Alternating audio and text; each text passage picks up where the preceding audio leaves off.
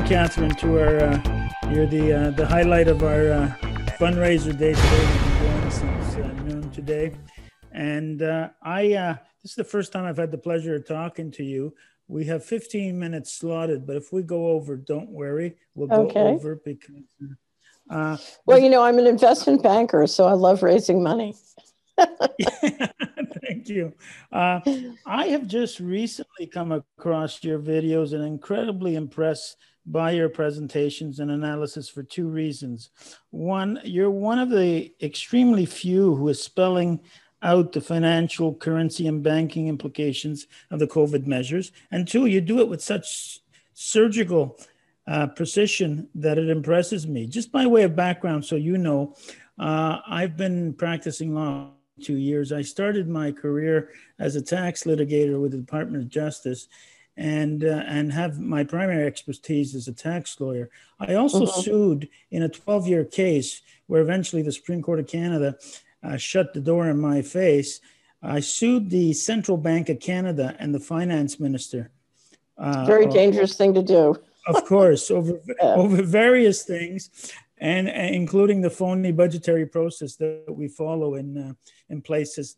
And the lawsuit included, you know, the role of the central bank. Our central bank, unlike most central banks, is a publicly owned central bank, and we got into issues of deficit and debt spending and how they present the budget and how they hide the numbers.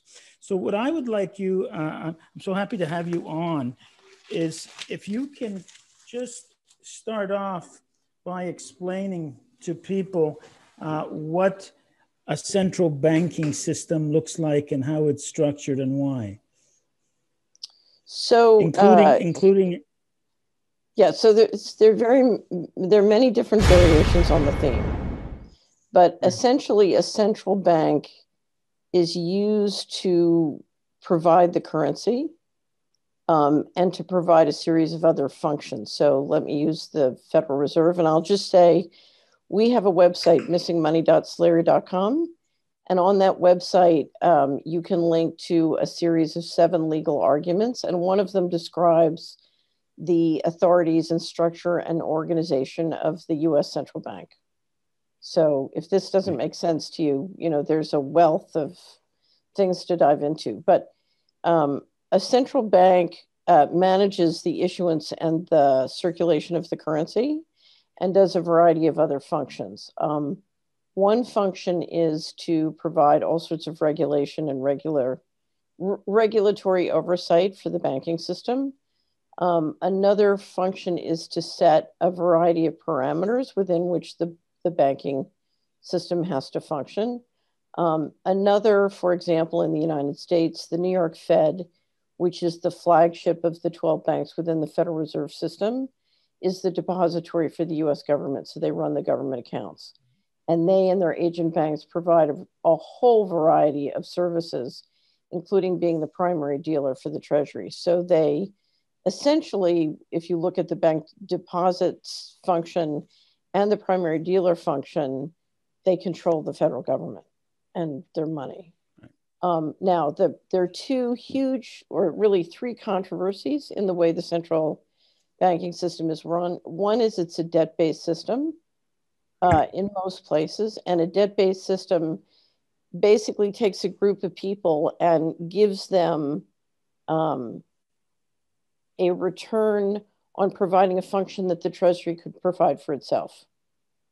Now, in the United States, they'll say, well, that doesn't matter because we send our extra dividends back to the Treasury. But if you look at what gets siphoned off the back door, you're basically creating a function you don't need if you have a sovereign government. So that's one controversy, the debt-based system. And part of that comes that because of the way they control the monetary cycle, they can pump and dump the economy. And if they and their networks have the insider information on the pump and dump, they can basically own and control everything for free. It's quite remarkable. The second controversy is the central bank essentially privately owned or publicly owned? If it's publicly owned, it's a very different system than it's privately owned. And there's been a tremendous effort over the last 100 years to make sure that they're all privately owned. And of course, that gives a few individuals extraordinary power. And then the third, which is something we're suffering tremendously in the United States, is historically, whenever a civilization makes usury legal, it's a matter of time until that civilization fails. And in the United States, we've essentially made usury legal and usurious practices very, very legal. So, for example, essentially the New York Fed member banks are borrowing money at almost nothing, or even negative, I would say, given how the system works. And the average American is paying 16 to 17% on their credit card. Right. So you have this fantastic arbitrage. And if you look at both the Treasury function and the central bank function together, because a lot of the shenanigans are not just at the central bank, it's in the marriage of the Treasury function with the central banking function. So, for example, in the United States, we've had 21 trillion go missing as of between fiscal 1998 and 2015, and almost 100 trillion more go missing since then, although I think they're just trying to play, white everything out with the funny numbers. But the combination of that refusal to obey the financial management laws and the central banking sort of secrecy and function, that is the driving cause of inequality. You see all these things, Rocco, about, technology causes inequality and, markets cause inequality. No, this rigging government money and doing it behind a wall of secrecy and advantaging insiders, this is the primary source of inequality. So this is the... Let me just say one more thing. Every year in our annual wrap-up, we do scenario design to sort of help people understand where the world is going and to help their planning. And it breaks down to a horizontal axis and a vertical axis. And the vertical axis is culture and the horizontal axis is money. And this year, the culture axis is human or inhuman.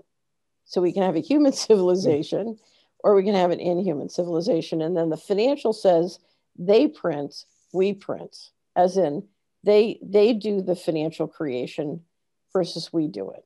And so I'm really glad you're focusing on this, because this comes down to, what does the law say about credit and money creation?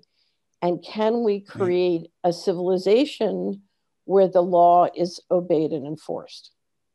That is the question before us.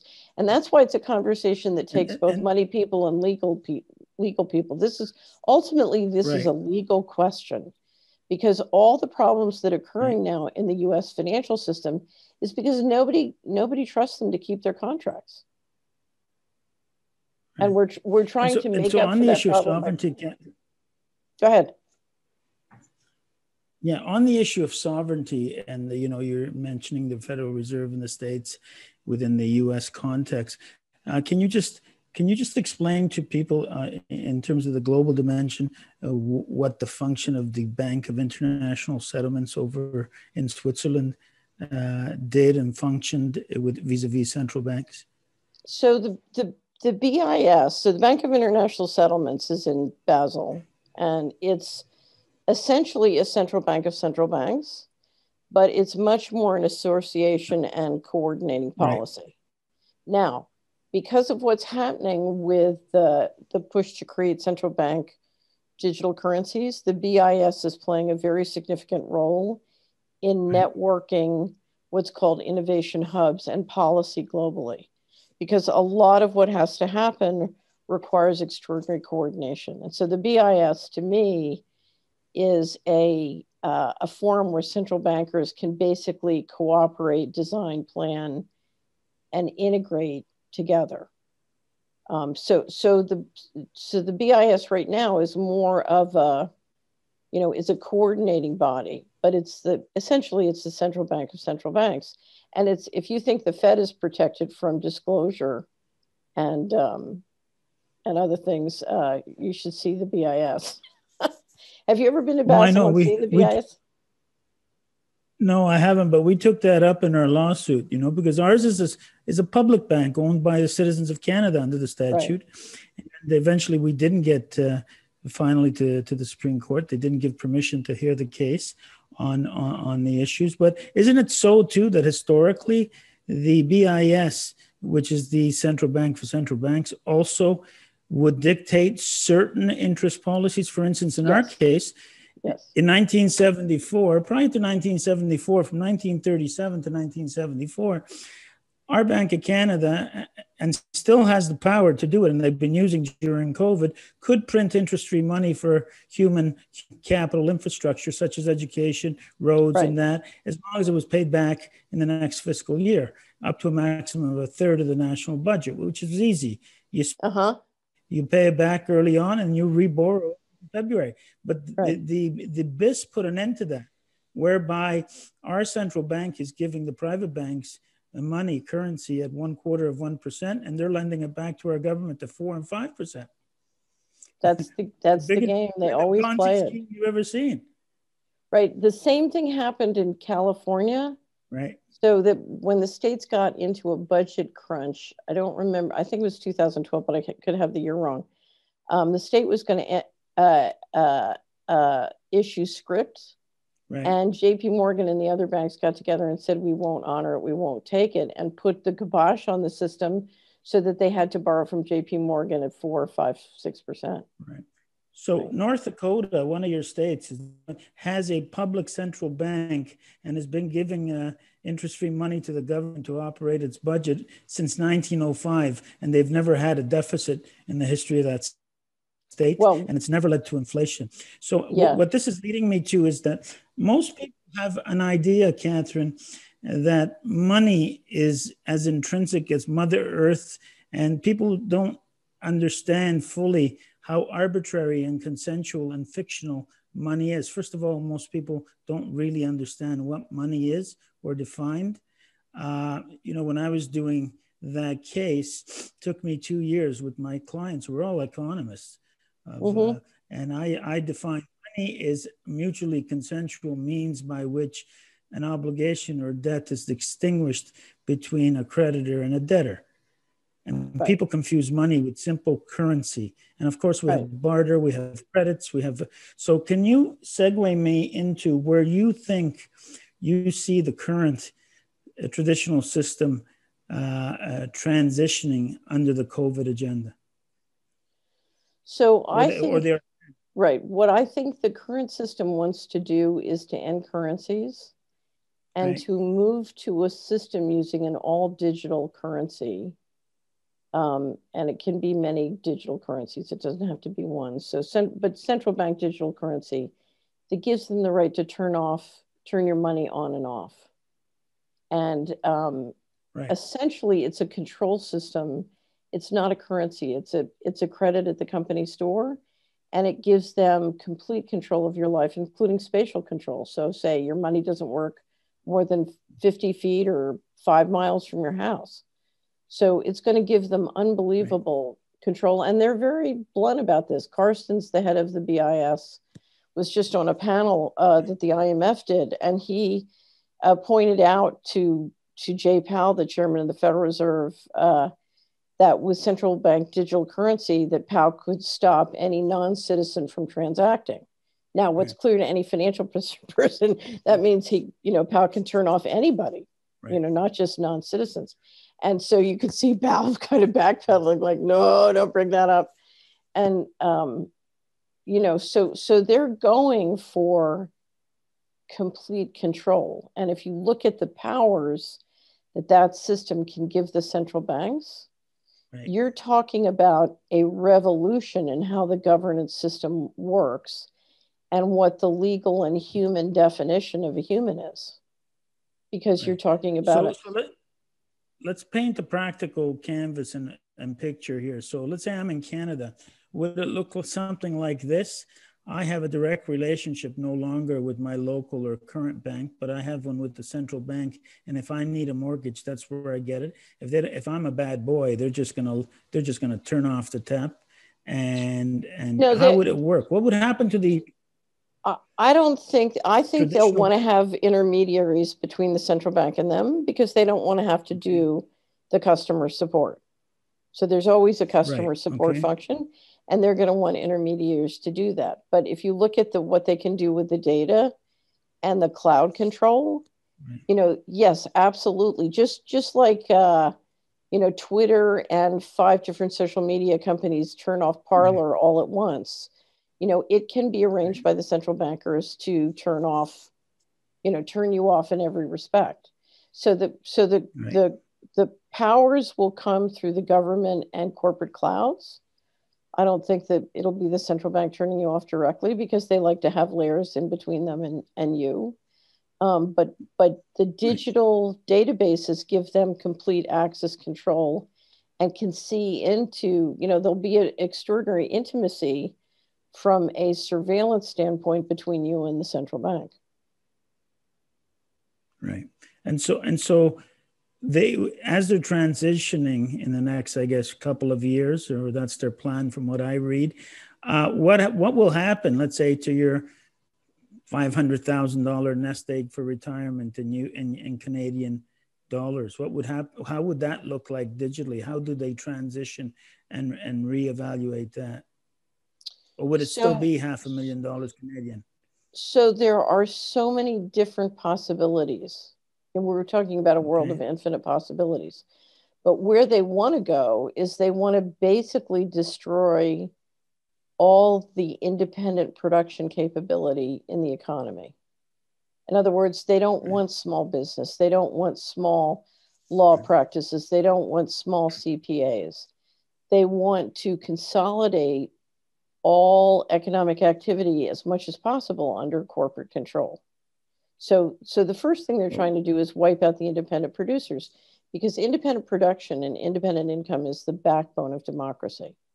So I think the question is, you know, if I have $500,000 in a bank account or a pension fund, you know, if the COVID kind of essential, non-essential games, you know, how much is going to be left?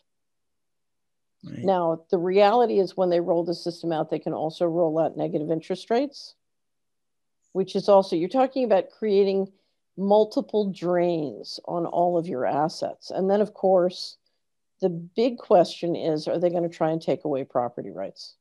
So this will very much come down to taxes and property rights. Now, one of the reasons I was so delighted to have the opportunity. Before I get to that, so we certainly see, you know, in the irration of the lockdown.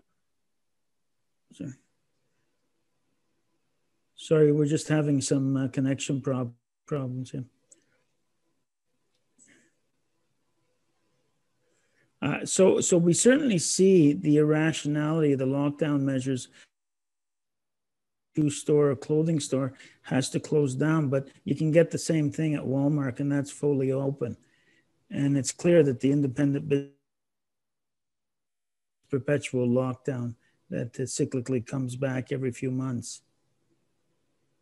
Well, here's the thing. What's being permitted is for the publicly traded stocks, which are centrally owned by the top money managers, they're being allowed to scarf up the market share at the cost of the independent businesses. So think of this as a consolidation into the large publicly traded stocks. You know, the system is trying to hold up the stock market by pulling earnings from the independent producers. And the independent producers are the ones who are financing what the leadership would describe as populism, and that's what they want to kill. So to kill the basis of democracy, you have to kill the economic basis. And that means you need to get the independent producers dependent on you. And then if you can get them on your controlled central bank digital currency or your universal basic income, you're basically trying to move everybody onto a welfare system where you can control them. And that's why at the heart of this is the absolute essential need for a community to grow their own food and issue their own currency. I mean, the reality is, the little secret here, Rocco, is if you look at how much our productivity is being drained by the centralization of all things, including the money creation, if we could get together and simply grow our own food and circulate our own currency and equity, you know, think of the local stock market, the wealth creation is unbelievable. Now, the hard part is how do you get people to see that opportunity and cooperate? because the central bankers always come along and buy away the group. So where is the group of people who can't get bought and can't get tricked and can't get sabotaged? The farmers. Yeah. Farmers are smart. Farmers, The farmers, independent I live farmers. in I in the immigrated US. to Canada from. I immigrated to Canada from. Sorry. Go ahead. Yeah, I immigrated to Canada as 17th generation of farmers. We were self-sufficient for 17 generations. We never saw authority in those mountains of southern Italy. Wow. And we had good lives. There was no police in our village. There was no governmental presence whatsoever. A village of under 1,000 people. And wow. Where in Italy? In Calabria, in southern Italy. My parents answered only to God and the weather, and sometimes it was the same thing. So in 8 to 10 sentences, Catherine,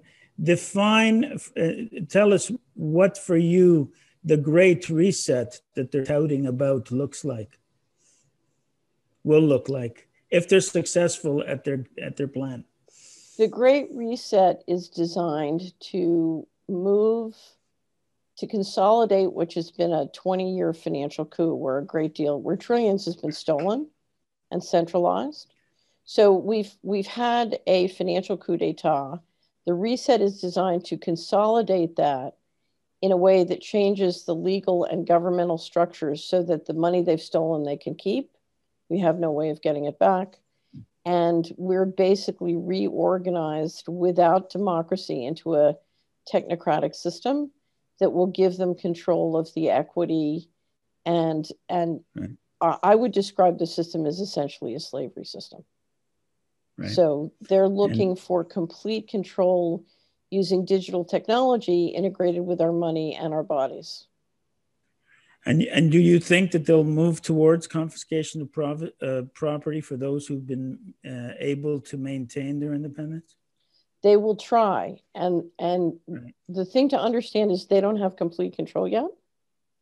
Right. And if we all can recognize early enough, or not all, you need a small part of the population. But if a small part of the population, people of your intelligence and skills and experience, understand where this is going and realize, right. Oh, I have nothing to lose by fighting. And I have everything to gain by fighting. Right. You know, the thing to understand is they are few and we are many. And they have incredible weaponry and incredible powers. And at this point, after 20 years of financial coup, incredible resources.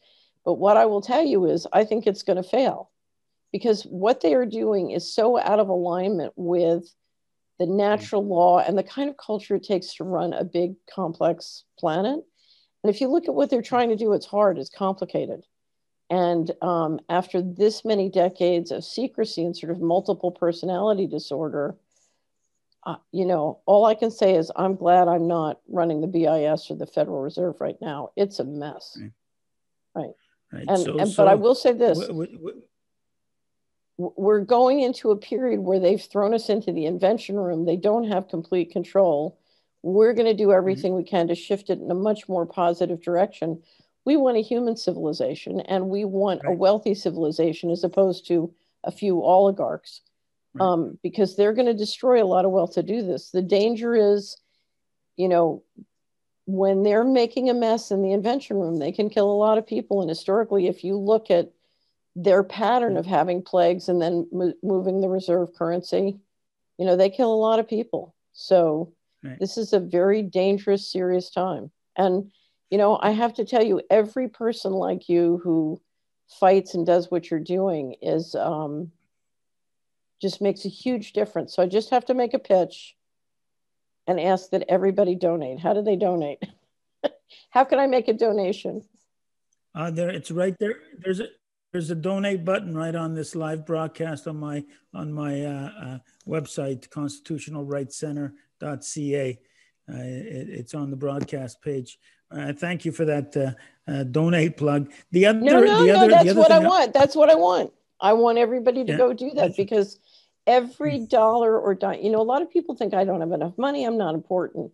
What they don't understand is you know, every dollar, if 5,000 people each give $1 or $2 or $10, there are a lot of other wealthy people who see that and say, well, you know, this guy's got momentum, let's go. So every dollar counts. So in terms of wrapping up, Catherine, it's safe to say that one of the things listening to you would be, in every way you can, resist the legitimacy of lockdowns of small businesses and those measures that are killing literally the economy, that are burning the economy. And right, but the way I would say it is, this is a war, and you want to play to win. One of my favorite stories was a church was ordered, you know, that they couldn't have service. Right. So all the riots were going on and being allowed to happen. So they all went and had worship service in the parking lot. And when the police came to shut them down, they said, we're having a worship protest. So the police couldn't arrest them. Right. So, you know, this is war, and you got to be clever.